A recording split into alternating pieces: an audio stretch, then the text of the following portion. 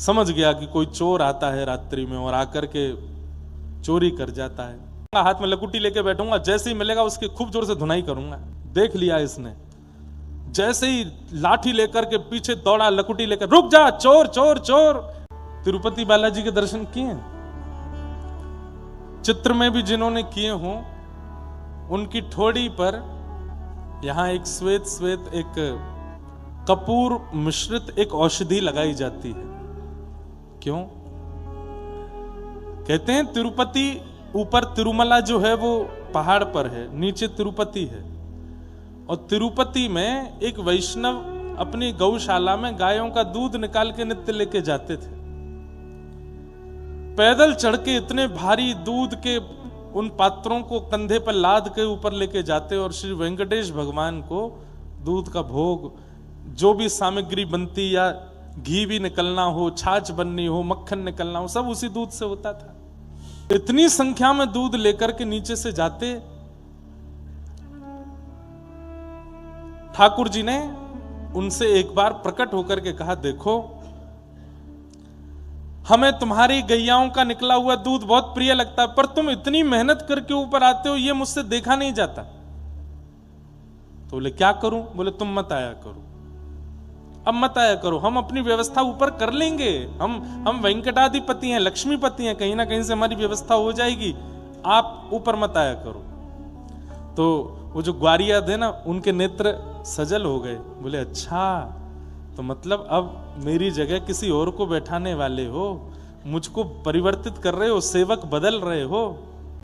वही बात वो ग्वारिया कहने लगा वेंकटेश भगवान से कि नाथ, आपको मुझसे अच्छा कोई सेवक मिल गया है क्या, जो मेरी से? नहीं नहीं नहीं, ऐसी कोई बात नहीं है, बस तुम अब वयोवृद्ध हो गए हो, इतनी ऊपर चढ़ के आते हो, इसलिए हम कह रहे हैं कि तुम मत आया करो।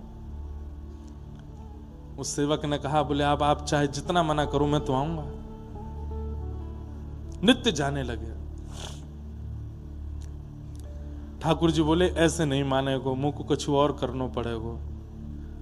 सो रात्रि में ठाकुर जी एक ग्वारिया का रूप बनाते, ऊंची धोती पहन करके, सिर पर स्वाफा बांध के और अपना मुंह ऐसे ढक करके ठाकुर जी ग्वारिया बन के जाते।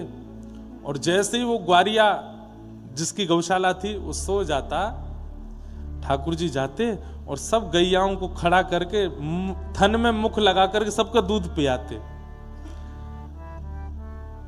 दूसरे दिन उसने सुबह जैसे ही दूध निकाला तो एक गैया का भी दूध नहीं मिला। चिंतित हो गया, इतनी सारी गैया मेरी, इनका दूध गया कहां? ठाकुर जी आके पी जाते रात में। और ठाकुर जी स्वयं आते, आकर के गैयाओं का स्पर्श करते तो गैया इतनी मंत्रमुग्ध हो जाती कि कुछ ना रम्माती ना चिल्लाती, कुछ नहीं कहती, ठाकुर जी को दूध पीने देती।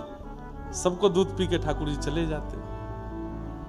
हाँ हाँ, एक दिन निकला, 2 दिन निकले, 3 दिन निकल गए, दूध मिल ही नहीं रहा है। वो ग्वारिया सोचने लगा, मेरी गैया चरने जाती हैं, खूब प्रेम से चारा चरती हैं, पर दूध क्यों नहीं हो रहा है? और एकाध को नहीं हो, समझ में आती बात, एक गैया की भी दूध नहीं है। समझ गया कि कोई चोर आता है रात्रि में और आकर के चोरी कर जाता है। आज रात में सोने का बहाना बनाऊंगा, हाथ में लकुटी लेके बैठूंगा, जैसे ही मिलेगा उसकी खूब जोर से धुनाई करूंगा। रात में ऐसे आंख मीच करके लकुटी हाथ में लेकर के सोया, इतने में वेंकटादि भगवान, वेंकटेश भगवान आ गए। आ करके जैसे ही थन से मुख लगा करके पीने लगे। देख लिया इसने, जैसे ही लाठी लेकर के पीछे दौड़ा, लकुटी लेकर, रुक जा चोर चोर चोर, मेरी गैयाओं का दूध पीने आता है। ठाकुर जी वहां से बेचारे जैसे तैसे भागे। अब ठाकुर जी इतनी जोर से भागे, वो पकड़ तो पा नहीं रहा था, तो उसने अपनी लकुटी ऐसे घुमाई और जोर से घुमा करके मारी। ठाकुर जी उसी समय पीछे देख रहे थे कि ज्यादा पास तो नहीं आ गए, इतने में लकुटी आकर के यहीं लगी ठोड़ी पे। ठाकुर जी जैसे तैसे वहां से भाग करके ऊपर जाकर के खड़े हो गए तिरुपति भगवान। अब आज दूध मिल गया उसको, दूध निकाला, कंधे पर लाद करके ऊपर आया, बाहर से ही बोलता आ रहा है, क्षमा कर देना भगवान, 3 दिन आपको दूध नहीं दे पाया। अरे एक चोर मेरी ग्वारिया गौशाला में घुसे आया था और उसके कारण ये, और आज मैंने उसके अच्छे से, पता नहीं कहीं तो उसके टूटे होंगे हाथ पांव, ऐसी जोर की लकुटी घुमा के मारी थी। अब याद रखेगा, जीवन में कभी दूध पीने नहीं आएगा। ठाकुर जी मंद मंद मुस्कुरा रहे थे, बोले अच्छा। उसने आकर के प्रणाम किया, दूध भोग सामने रखा। जैसे ठाकुर जी की झांकी देखी, थोड़ी में से रक्त निकल रहा था, नेत्र सजल हो गए, घबरा गया। बोले जय जय, ये आपको किसने मारा? ये इतनी श्रम कैसे हुआ आपकी थोड़ी पे?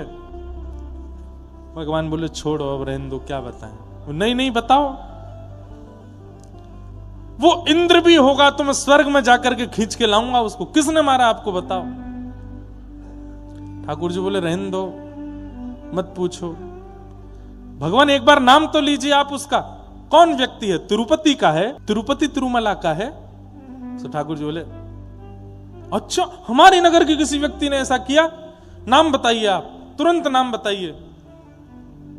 ठाकुर जी बोले वो खंभ में जाके देखो, वहां उसका नाम लिखा है। उस खंबे में प्रतिबिंब लगा था, शीशा लगा था। उसने जाकर के देखा, तुम्हारा नाम वाम तो नहीं, उसी का शक्ल दिखने लगी। कहाँ है भगवान? यहां तो कोई नहीं। बोले कुछ दिख रहा है? बोले ये तो प्रतिबिंब है, इसमें मैं ही दिख रहा हूं। बोले हाँ, इसने ही मारा है। ठाकुर जी बोले इसने ही मारा है। चरणों में गिर गए, रोने लगे। बोले नाथ, मैंने ऐसा नहीं किया। बोले 3 दिन से चोर आ रहा था? बोले हाँ। बोले तुमने एक बात विचार नहीं की? बोले क्या? हजारों गायों का एक व्यक्ति दूध कैसे पी सकता है? हजारों गायों का एक व्यक्ति दूध पी सकता है? नहीं। हजारों गायों का दूध कौन पी सकता है? केवल परमात्मा पी सकते हैं। तो बोले वो चोर कोई और नहीं, हम ही आए थे। तुम हमारी बात नहीं मान रहे थे, रोज ऊपर लेकर के दूध चले आते हो तिरुपति में।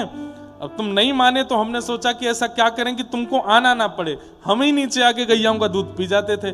पर आज तुमने ऐसी सेवा करी हमारी, है इतनी जोर से लकुटी मारी। चरणों में गिर गए। तुरंत एक औषधि बना करके ठाकुर जी की थोड़ी पर लगाई। प्रभु मेरे प्राण ले लीजिए, मेरे हाथ पैर कटवा दीजिए, मैं अब जीना नहीं चाहता, मैंने अपने नाथ को कष्ट दिया। ठाकुर जी बोले नहीं, अब तुम्हारी याद में जब तक पृथ्वी पर मेरा ये धाम तिरुपति विराजमान है, मैं नित्य इस औषधि को यहां लगाऊंगा ताकि तुम्हारी याद रहे। कुछ मांग लो, मैं तुमसे बहुत प्रसन्न। तब उस भक्त ने क्या मांगा कि नाथ, सेवा करना मेरा अधिकार है, वो अधिकार मुझसे छीनिए मत। नित्य दूध निकालना, पात्र में रखना, चढ़ करके अब लाद के ऊपर लाना, आपको लगता है कि मुझे बहुत श्रम होता है, पर मुझे श्रम नहीं होता है। वो मेरा सौभाग्य है, मेरा अधिकार है। मैं कुछ नहीं जानता, केवल कम से कम एक गुण मेरे पास है, दूध निकाल के आपकी सेवा में लाना, वो मुझसे मत छीनिए नाथ, और मुझे कुछ नहीं चाहिए। ये अधिकार मुझसे मत छीनिए, ये मेरा अधिकार है, मुझे दे दीजिए। ठाकुर जी प्रसन्न हो गए और फिर अंतिम श्वास तक उस भक्त की वो सेवा चलती ही रही। सेवा हमारा अधिकार है।